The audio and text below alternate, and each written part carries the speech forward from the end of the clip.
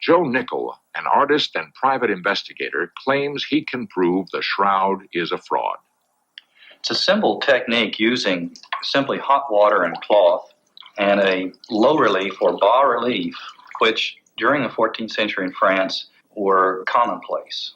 Every artist could whip out these bas reliefs for the church architecture. What you do is you mold the cloth while it's hot and while it's wet to the bas relief. And to do this, you begin to use your fingers to press and force the cloth to the features so that it begins to take on the relief of the features. And as you continue to work this, say after you get a good start on it, perhaps every half hour or so as it begins to dry, when you finish, you will have the cloth tightly molded to the bas relief. It will fit it rather like a mask.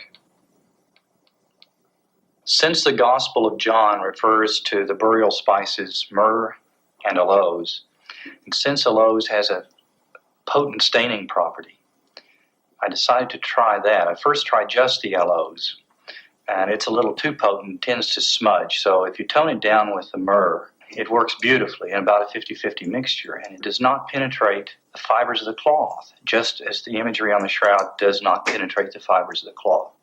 Homemade dauber, cotton, piece of cloth, piece of tape. Just apply it very sparingly, and just very, very lightly begin to stroke down the plaque. With this experiment, Nickell produced an image of similar color and tone to the face on the shroud. His final test was to subject his image to the process of negative-positive photography.